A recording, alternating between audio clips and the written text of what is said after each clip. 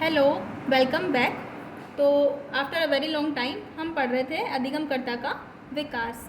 इसमें हमने वृद्धि और विकास का अर्थ पढ़ा, दोनों की तुलना पढ़ी, वंशक्रम और वातावरण की वृद्धि और विकास पर क्या भूमिका है वो पढ़ी, शेषवावस्था, बाल्यावस्था और किशोरावस्था का विकास पढ़ा। अब हम कुछ सिद्धांत देख लेते हैं कि वृद्धि और विकास के बारे में मनोवैज्ञानिकों के क्या सिद्धांत हैं। तो इसमें हम सबसे पहला सिद्धांत पढ़ेंगे जीन पियाजे का संज्ञानात्मक विकास सिद्धांत। तो हम पढ़ेंगे जीन पियाजे। सबसे पहला कि संज्ञानात्मक विकास सिद्धांत का जनक कौन है, तो वो जीन पियाजे है। ये एक जीव वैज्ञानिक है और स्विस साइकोलॉजिस्ट हैं। अब हम इनकी कुछ बुक्स देख लेते हैं। इनकी वैसे कई सारी बुक्स हैं, लेकिन हम मेन देख लेते हैं। उनमें से पहली तो है बालक चिंतन की भाषा और दूसरी है the language and the thought of child. इन्होंने कहा है जो संज्ञानात्मक विकास है वो हमेशा निम्न से उच्च की ओर चलेगा, यानी कि हमारे स्कीमा पहले अस्पष्ट होंगे और उससे स्पष्टता की ओर चलेंगे। इन्होंने मानव विकास के 3 पक्ष जो सबसे महत्वपूर्ण बताए हैं। जैविक परिपक्वता, यानी कि एक निश्चित उम्र में हमारे अंदर जो लक्षण उत्पन्न होंगे वो, भौतिक वातावरण से हम जो अनुभव प्राप्त करेंगे और सामाजिक वातावरण से जो अनुभव प्राप्त करेंगे, इन तीनों का मानव विकास में इन्होंने महत्वपूर्ण स्थान दिया है। और इन तीनों के बीच में जो संतुलन स्थापित करेगा वो है स्कीमा। अभी हम देखेंगे कि स्कीमा क्या है। सबसे पहले देखते हैं कि जो बुद्धि है, बुद्धि को इन्होंने अर्जित योग्यता बताया है, यानी कि बुद्धि जन्मजात नहीं है, वो अर्जित करेगा। सबसे महत्वपूर्ण चीज़ जो है वो है कि इन्होंने चाइल्ड को, यानी कि एक बच्चे को एक्टिव लर्नर माना है, यानी कि कोई भी बच्चा वातावरण से क्रिया करके खुद चीज़ों को अर्जित करेगा।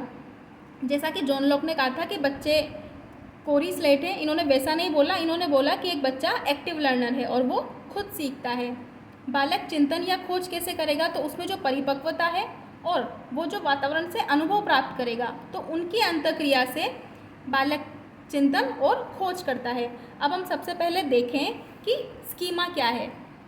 तो स्कीमा जो है वो सूचनाओं के पैकेट्स हैं। अगर साधारण भाषा में हम कहें तो जैसे बच्चे ने कोई कुत्ता देखा कि एक कुत्ता है, उसके 4 पैर हैं, एक पूँछ है, वो कैसे भौंकता है, तो उसकी सूचना के साथ बच्चे के मस्तिष्क पटल पर एक जो संरचना बनी वो स्कीमा है।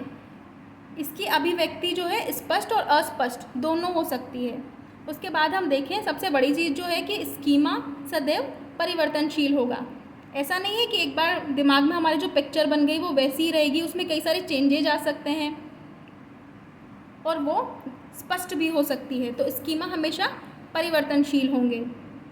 और हम कोई भी बच्चा वातावरण में किसी भी चीज़ के प्रति कैसे प्रतिक्रिया करेगा वो स्कीमा है, यानी कि वातावरण में उपस्थित वस्तुओं का एक संग्रह। हमारे दिमाग में हजारों लाखों स्कीमास हो सकते हैं अलग अलग चीज़ों के प्रति। कौन कैसा दिखाई देता है, किसके बारे में क्या सूचनाएं हैं, तो जो भी सूचनाएं छोटे छोटे पैकेट्स के रूप में हमारे मस्तिष्क में जिस प्रकार संग्रहित होगी वो स्कीमा है। अब हम कहें स्कीम्स क्या है, दोनों दिखने में एक जैसे लग रहे हैं लेकिन डिफरेंस है।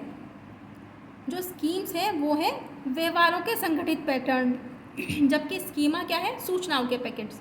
तो व्यवहारों के संगठित पैटर्न से क्या मतलब है, मतलब ऐसी चीज़ें जो हम डेली लाइफ में इतनी बार करते हैं कि वो हम उनके प्रति हैबिचुअल हो गए हैं। जैसे अगर हम स्कूल जाते हैं तो डेली यूनिफॉर्म पहनना या डेली शूज़ की लेसेस बांधना, ऐसी जो चीज़ें हैं जिनमें हमें सोचना ना पड़े, इतना हैबिचुअल हो जाए कि उन्हें बिना सोचे ही किया जा सके, तो वो जो व्यवहार हैं वो स्कीम्स हैं। संज्ञानात्मक विकास सतत और असतत दोनों रूप से हो सकता है, ऐसा जीन पियाजे ने मानना है। और एक और चीज़ जो बुद्धि के बारे में रह गई कि किसी भी बच्चे की जो बुद्धि है वो गुणात्मक रूप से किसी भी किशोर से या कहें प्रौढ़ से गुणात्मक रूप में भिन्न हो सकती है, लेकिन मात्रात्मक रूप में सेम है। जैसा कि कई बार क्वेश्चन आता है कि निम्न में से कौन सा कथन सही या गलत है, तो उसमें ध्यान रखें।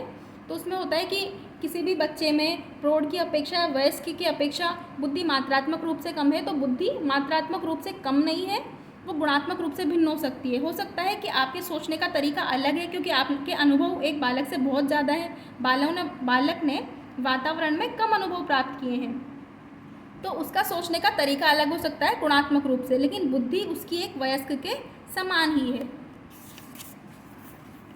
अब हम देखते हैं कि बच्चा किसी भी वातावरण में सीखेगा कैसे? तो पियाजे ने माना है कि किसी भी बच्चे में वातावरण के साथ एक जन्मजात अनुकूलन की क्षमता होती है। जैसे कोई मछली है, अब वो पानी में रहती है तो उसके पास गिल्स हैं, या कोई भी जैसे गर्म वातावरण में रहता है, पेड़ पौधे हैं तो उनके ऊपर कांटे होते हैं, तो उनमें अनुकूलन की एक जन्मजात प्रवृत्ति पाई जाती है जिससे वो उनके बारे में सीख सके, वहाँ पर रह सके, उसे कैसे रहना है। तो अनुकूलन के इन्होंने 2 प्रकार माने हैं। पहला है आत्मसातीकरण या समावेशीकरण, जिसे कि हम कहेंगे एसिमुलेशन, और दूसरा है सम्मंजन स्थानीकरण यानी कि अकोमोडेशन, और एक है संतुलीकरण यानी कि दोनों अवस्थाओं के बीच में इक्विलिब्रिएशन कैसे आएगा। तो हम पहले देखें कि जैसे कोई भी बच्चे के सामने सिचुएशन आई, अगर वो उसमें संतुलन प्राप्त कर लेता है, अगर उसके बारे में उसको जानकारी है तो कोई दिक्कत नहीं है। अब हम देखें कि उसने कोई ऐसी चीज़ देखी या उसके सामने कोई ऐसी समस्या है जिसे वो अपने पूर्व ज्ञान के आधार पर ही जिसका समाधान कर सकता है, तो वो है एसिमुलेशन। यानी कि उसने देखा, उसके पास कोई भी जानकारी थी, जैसे कि सूर्योदय कैसे होता है या सूर्यास्त कैसे होता है, तो उसकी माँ उसे बताती है कि रात में सूरज छिप जाता है, चांद आ जाता है, तो इससे सुबह हो जाती है, जब सूरज उगेगा तो सुबह हो जाएगी। जैसे उसने किसी भी बालक ने पहले एक घोड़े को देखा है लेकिन उसने ऊँट को नहीं देखा, अब वो ऊँट को देखकर कहता है कि ये घोड़ा है, तो उसने समस्या का समाधान किस प्रकार किया है? उस जानकारी के आधार पर जो उसके पास पूर्व में थी।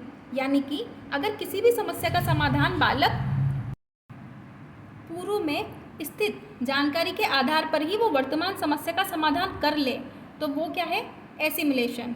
अब माना कि उसने एक ऊँट देखा, अब उसने देखा कि अरे इसके पास तो कुबड़ भी है, लेकिन उसने जब पहले घोड़ा देखा था तो उसने देखा था कि उसके पास कुबड़ नहीं है, तो उसे सोचना पड़ा और उसने उसमें संशोधन किया। यानी कि क्या किए? चेंजेस किए। उसने कहा कि अरे ये तो कुबड़ वाला घोड़ा है। तो जब हम